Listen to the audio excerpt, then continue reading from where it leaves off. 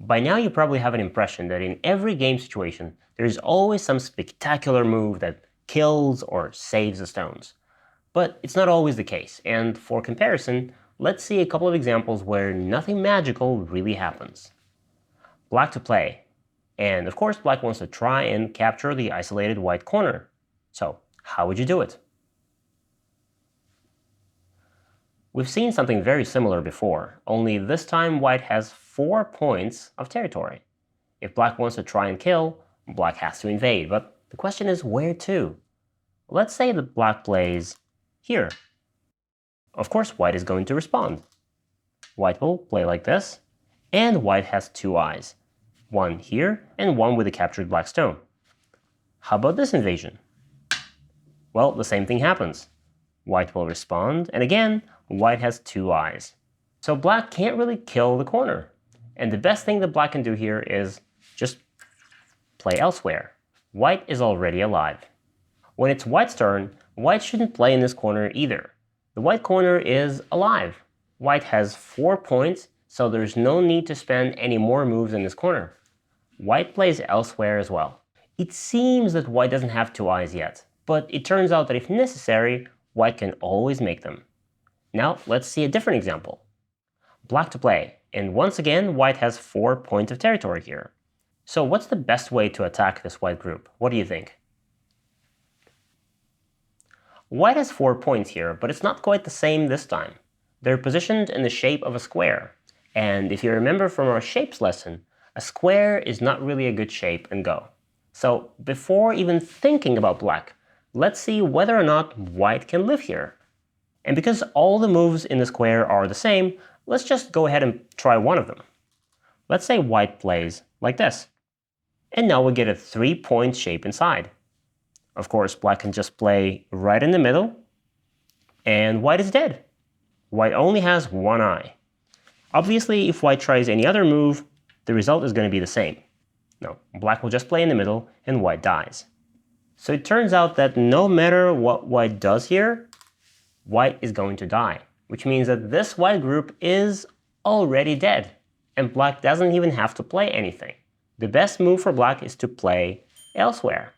And at the end of the game, if white doesn't manage to somehow escape from here and connect these stones, then all of these white stones will be taken off the board, and all of this will become black's territory.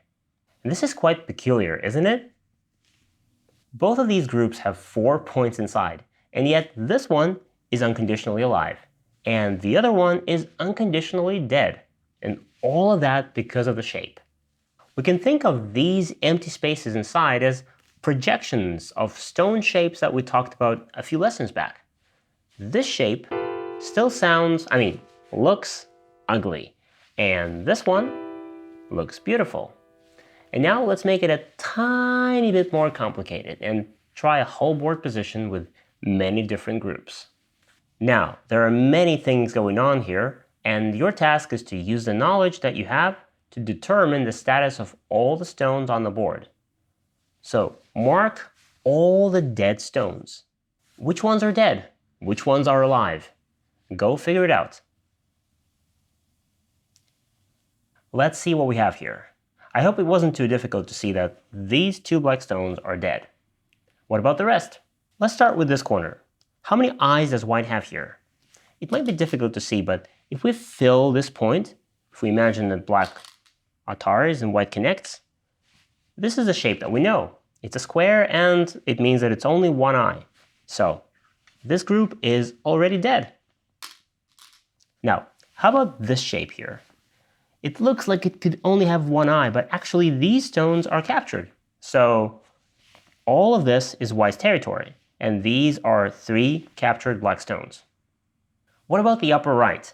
This is probably the most challenging of all of them. You have to see that this stone is in Atari, so black will have to fill it. And this stone can be put in Atari as well. So if white plays here, black will have to connect. And then black only has 1 eye left. So even without these moves, you have to see that there's only 1 eye here. Black is dead. The bottom right corner is similar shape to the 4 points in a row that we studied earlier. And no matter where white plays here, for example like this, black can always make 2 eyes. So this corner is unconditionally alive. And the most interesting group is this one.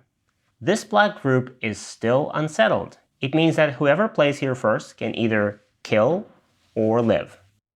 Black has one eye here, and if black adds another stone like this, or like this, black would be alive. And if it's white's turn here, then white can push here, and even if black connects, white can atari, and this black group dies with only one eye. So if this was your game, you would have to analyze this position very carefully and realize that everything else is settled except this group here. And if you're white, you would have to kill it, and if you're black, you would have to live right now. Now that we've analyzed this position and we've determined the status of all the groups on the board, when we look at it now, the position should look like this. And it's very important to see this when you're playing an actual game, because if your group is already alive, you shouldn't add any more stones to it. It's alive. And if it's dead, then you shouldn't add any more stones to it either. There's no helping it. It's only the unsettled places on the board that really deserve your attention. Whew. I hope you're not too confused with all these groups living and dying. It's all about counting the number of eyes. This will become a lot easier with experience. And in the next lesson, I'm going to show you something even more unusual. By the way, you can also watch these lessons on our platform, gomagic.org. Except there, you'll watch them with interactive quizzes right within the lessons and practical exercises right after them. And if you enjoy watching these Go videos and you don't want to miss others like this one, go smash that like button, subscribe to our YouTube channel, and this is Go Magic.